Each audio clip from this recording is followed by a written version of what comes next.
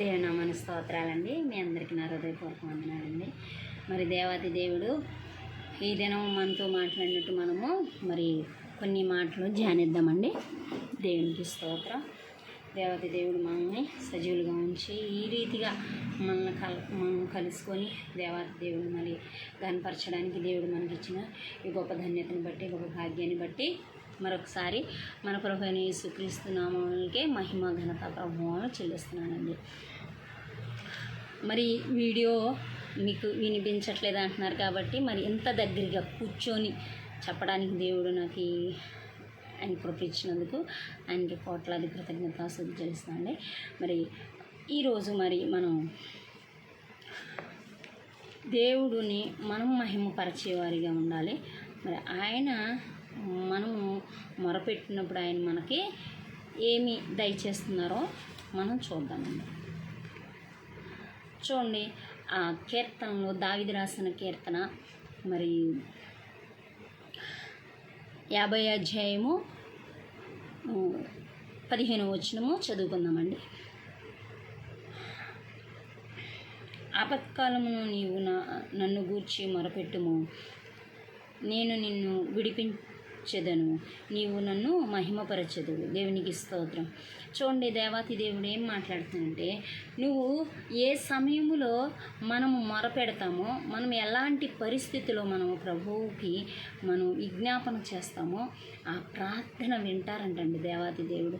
విని మన పక్ష నుండి వ్యాజ్యమాడతానని చెప్పేసి దేవాతి దేవుడు మనతో మాట్లాడుతున్నారండి. మరి ఈ వ్యాజ్యమాడే దేవుడు మన పక్షాన ఉన్నారు కదండి. మన పక్షాన ఉన్నప్పుడు మనం ఎలా ఉండాలి కదండి? మనము ఉన్నారా మన ప్రభువు మన పక్షాన? మనం గ్రహించుకోవాలండి, అది మనం తెలుసుకోవాలండి, ఇంకా తెలుసుకునే వారిగా మనం ఉండాలండి. చూడండి, ఆయన ఏం చెప్తున్నారంటే, ఆపత్కాలంలో నీవు నన్ను గూర్చి మొరపెట్టుము. ఆయన కొరకు మనం మొరపెట్టాలంటండి. మనం ప్రభువుని వేడుకోవాలంటండి. వేడుకున్నప్పుడు మనం మొరపెట్టినప్పుడు దేవుడు మన పక్షాన నుండి కార్యం జరిగిస్తానంటున్నాడు. అలా చూడండి, విడిపిస్తారంట. అప్పుడు మనం ఏం చేస్తాం? దేవుని నామాన్ని మహిమపరుస్తాం. అంటే మహిమపరచడం అంటే దేవునికి మనము సాక్షులుగా ఉంటామండి.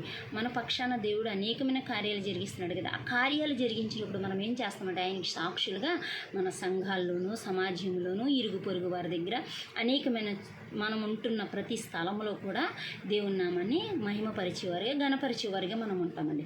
ఆ కార్యములు మనం చూసేవారిగా ఉండాలండి. చూడండి, మరి దేవాతి దేవుడు ఇక్కడ చూద్దామండి. మనం ఎవరిని నమ్ముకోవాలి, ఎవరి మీద ఆధారపడాలి, ఆయన హస్తము ఎలాంటిదో కూడా మనం చూద్దామండి. చూడండి ఒకసారి మరి 20వ కీర్తన ఏం మాట్లాడుతున్నారో దేవుడు చూద్దామండి. ఆపత్కాలం ముందు యెహోవా నీకు పెట్టుచున్న ఆపత్కాలం ముందు యెహోవా నీకు మొరపెట్టుచున్నగా యాకోబు దేవుని నామమును నిన్ను ఉద్ధరించునుగాక. పరిశుద్ధ స్థలముల నుండి ఆయన నిన్ను ఆదుకొనుగాక. చూడండి, పరిశుద్ధ స్థలముల నుండి ఆయన నీకు సహాయము చెయ్యునుగాక. సియోను నుండి ఆయన నిన్ను ఆదుకొనుగాక. చూడండి, ఎక్కడ ఏమైతే ఇస్తున్నారో దేవాతి దేవుడు ఇక్కడ మాట్లాడుతున్నాడు.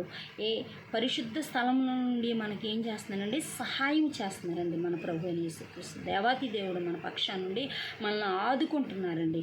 ఆదుకొని మనకి ఇంకా కింద వచనాలు చూసుకుంటే, మనం చేస్తున్న దాన్ని బట్టి దేవాతి దేవుడు నీ కోరికని సిద్ధింపజేసి నీ ఆలోచనలు యావత్తు సఫలపరుస్తాను అంటున్నాడు. మనం ఏం కోరుకుంటున్నాం? మనకి ఏ ఆశ ఉన్నది? మనం దేవుని మీద ఆశ పెట్టుకుని ఉన్నామా? ఆయన మహిమపరిచే వారిగా ఉన్నామా?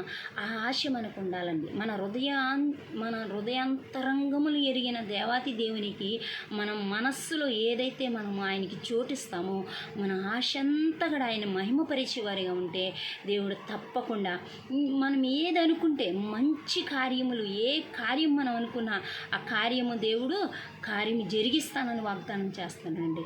ఆయన దక్షిణ హస్త బలము, ఆయన హస్తము బలమైన హస్తం అండి.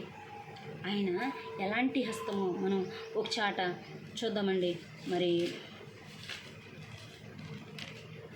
34వ కీర్తన దేవాతి దేవుడు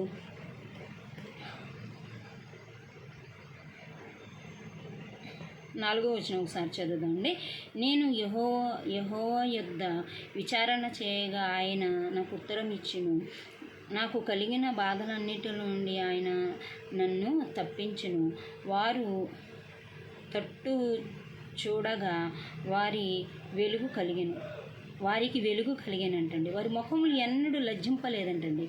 మరి ఇంత గొప్ప కార్యాలు చేసేవాడు దేవుడు మనకుండగా మనకు భయం ఏంటండి? మనం ఏ విషయంలో కూడా భయపడాల్సిన అవసరము లేదండి. అద్భుత కార్యాలు, ఆశ్చర్య కార్యాలు జరిగించే దేవుడు మన పక్షాన ఉండగా మనకు విరోధి అవడండి. ఇక్కడ చూడండి 27వ కీర్తనలో దేవాతి దేవుడు ఏం మాట్లాడుతున్నాడంటే 4వ వచనం చదువుకుందామండి. 37వ కీర్తన 4వ వచనం అండి. యెహోవాను బట్టి సంతోషించుము, ఆయన నీ హృదయ వాంఛలను తీర్చును. చూడండి, మనం అక్కడ చదువుకున్నాం, నీ కోరికను సిద్ధింపజేసి నీ ఆలోచన యావత్తు సఫలపరుస్తానని. ఇక్కడ ఏం మాట్లాడుతానంటే ఆయన నీ హృదయ వాంఛలను తీర్చును, నీ మార్గములను యెహోవాకు అప్పగింపుము. నీవు ఆయనను నమ్ముకొనుము, ఆయన నీ కార్యములను నెరవేర్చును. అప్పుడు మనము ఆయన మీద మనం ఆనుకున్నప్పుడు మనకి ఆయన ఏం చేస్తానంటున్నానంటే మన కార్యాలన్నీ సఫలతిస్తానంటే. ఇక్కడ 3 మాటలు కనబడుతున్నాయి చూడండి. యెహోవాను బట్టి సంతోషించుము, ఆయన నీ హృదయ వాంఛలను తీర్చుము. చూడండి, 2 మాటలు. ఒకటేమో సంతోషించాలంట, ఇంకొకటేమో ఆయన మన హృదయ వాంఛలను తీరుస్తానంటున్నారండి. ఇంకొక చోట ఏమంటున్నానంటే ఆయన నన్ను నమ్ముకొనుము, నీ కార్యములు ఆయన నెరవేర్చును. ఆయన నీ కార్యములన్నీ నెరవేరుస్తానంటున్నాడు. ఆ కార్యములు నెరవేర్చేవాడు దేవాతి దేవుడే ఉన్నాడు. ఆయన మీద మనం సంపూర్ణంగా ఆనుకున్నప్పుడు ఆయన మన కార్యాలు సఫలతను అనుగ్రహిస్తాడండి. అటు కార్యము జరగాలని మనం ఏం చేయాలంటే ప్రభువు సన్నిధిలో మొరపెట్టేవారిగా ఉండాలి. మన ప్రార్థన ఆలకించే దేవుడు మన పక్షా నుండి కార్యం జరిగిస్తాడు. ఇక్కడ చూడండి, మరి 34వ కీర్తన మరొకసారి పై వచనాలు చదువుకుందామండి. 7వ వచనం నుంచి. యెహోవాయందు భయభక్తులు గలవారి చుట్టూ ఆయన దూత కావలి ఉండి వారిని రక్షించును. యెహోవా ఉత్తముడని రుచి చూచి తెలుసుకొనుడి, ఆయనను ఆశ్రయించున్నరుడు ధన్యుడు. దేవునికి స్తోత్రం. చూడండి, ఆయనని ఎవరైతే ఆశ్రయిస్తారో వారు ధన్యులు అవుతారంటండి.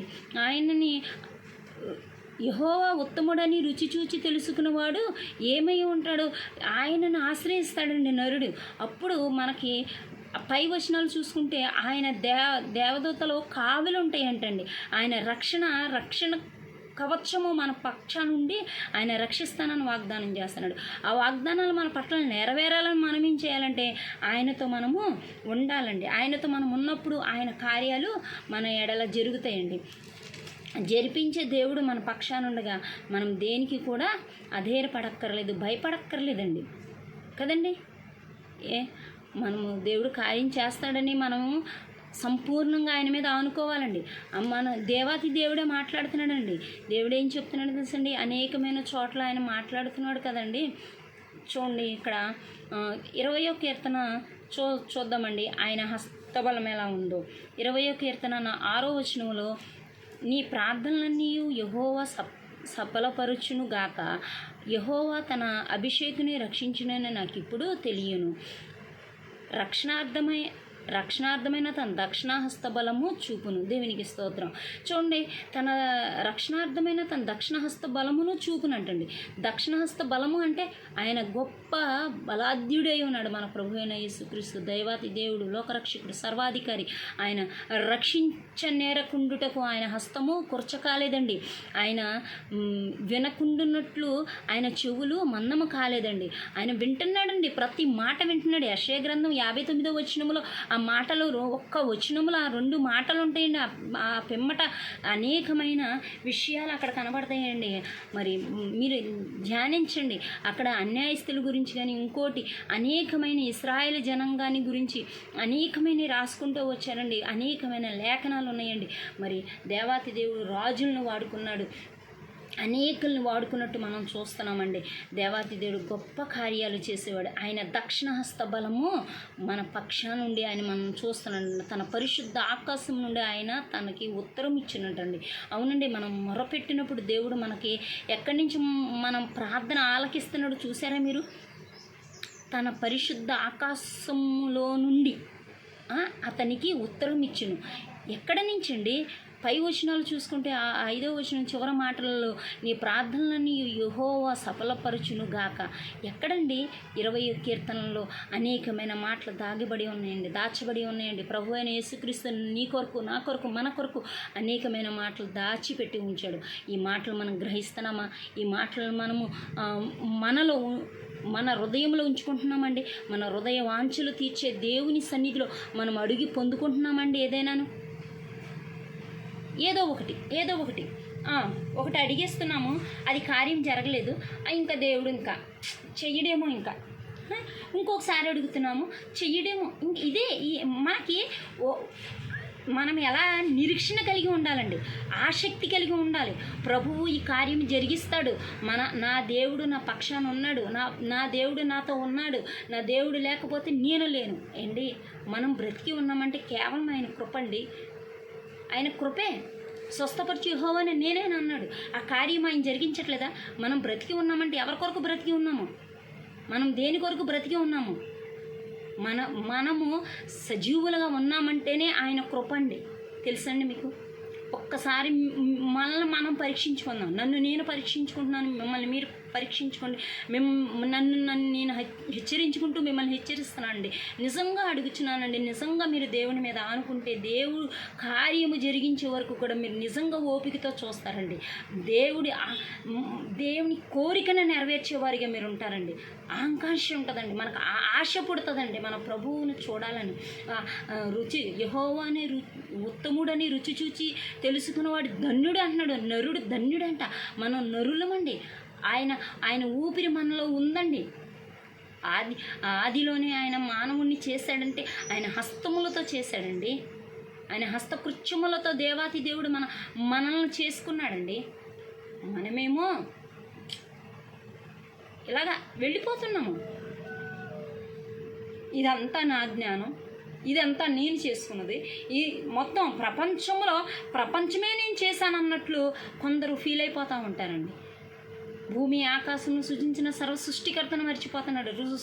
మనుషుడు సృష్టిని పూజిస్తున్నాడండి. మన ఊపిరే దేవుడు అండి.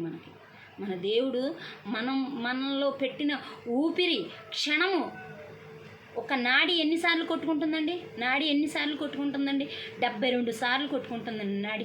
అదే ఇంకా కొంచెం అధికంగా కొట్టుకుంటే బీపీ రేజ్ అయిందంటారో, లేకపోతే తక్కువ కొట్టుకుంటే డౌన్ అయిపోయిందంటారో, లేకపోతే షుగర్ అంటారో, ఇంకోటి అనేకమైన రీతిల్లో మనకి చూడండి. ఆక్సిజన్ పెడతారు కదా, ఊపిరి ఒక్కరోజు ఊపిరి పెడతాకే కొన్ని లక్షలు వేల కొలది మరి హాస్పిటల్లో మనం పెడుతున్నాం కదండి. యెహోవా ఉత్తముడని రుచి చూసి తెలుసుకోవడానికి మనకి ఎందుకండి బాధ? ఆయన రక్షింపనేరకుండాట్టుగా ఆయన హస్తము కురచకాలేదంటున్నాడండి. యెషయా గ్రంథం 59వ అధ్యాయంలో మాట్లాడుతున్నాడండి దేవుడు. మరి ఎందుకు మనం చూసుకోవట్లేదు? అది మనం ఎందుకు గమనించుకోలేకపోతున్నాం? తప్పకుండా దేవుడి మీద ఆధారపడండి, మనుషుల మీద ఆధారపడద్దు. నిజం చెప్తున్నాను. దేవుణ్ణి ఆనుకోండి, దేవుణ్ణి నమ్ముకోండి. మీ కోరికని, నీ ఆలోచన సమస్తము కార్యాలు జరిగిస్తాడు. ఈ లేఖనాలు ఇంతవరకు చదివిన ప్రతి లేఖనం మరొకసారి మీరు ధ్యానించండి, మీరు తిరగేయండి, మళ్ళీ లేఖనాలు తిరగేయండి. నేను అందుకే పెట్టానండి. ఇది దేవుని సేవ. యేసుక్రీస్తు కృపలో, ప్రభువు కృప, యేసుక్రీస్తు కృపలో, మన ప్రభు అయిన యేసుక్రీస్తు కృపలో ఆయన దేవుని సేవ. ప్రతిరోజు ప్రార్థన చేయండి, వాక్యము చదవండి, దేవాతి దేవునికి మహిమపరచండి, దేవుణ్ణి మహిమపరచండి. ఆయన మీ కార్యాలు జరిగించే వరకు ఆయన మీద ఆనుకోండి. మీరు ఆయన మీద ఆనుకుంటే కార్యము సఫలత అనుగ్రహించే దేవుడు. మీరు ఎక్కడికి పరిగెట్టక్కర్లేదండి, మీరు ఎంతో ఏదేదో చేయక్కర్లేదండి. సంపూర్ణంగా ఆయన మీద ఆనుకోండి, హత్తుకోండి, వాక్యాన్ని హత్తుకోండి. మీ హృదయంలో వాక్యం ఉండిపోతుందండి, ప్రతి మాట ఉండిపోతుందండి. దేవాతి దేవుడు అట్టి కృప మనందరికీ అనుగ్రహించి, దీవించి, బలపరిచి నడిపించునుగాక. మీ అందరికీ నా హృదయపూర్వక వందనాలండి. మరి ఎంతవరకు విన్న వాక్యాన్ని బట్టి మీకు దేవాతి దేవునికి కోట్లాది కృతజ్ఞతాస్తుతులు చెల్లిస్తున్నాను. మీకు నా హృదయపూర్వక వందనాలు చెల్లిస్తున్నానండి. మరి లైక్ చేయండి, షేర్ చేయండి, సబ్స్క్రైబ్ చేయండి. అన్ని విషయాల్లో నేను ముందు ఉండడానికి సహాయం చేయండి. నా కొరకు, మా కుటుంబం కొరకు మీరు ప్రార్థనలు జ్ఞాపకం చేసుకోండి. మీ అందరి కొరకు నేను దినదినం ప్రార్థన చేస్తాను. అనేకులు ప్రార్థన సహాయం కొరకు ఫోన్లు చేస్తున్నారు. అందుని బట్టి దేవాతి దేవునికి కోట్లాది కృతజ్ఞతాస్తుతులు చెల్లిస్తున్నానండి. మీ అందరికీ నా హృదయపూర్వక వందనాలు చేస్తాను.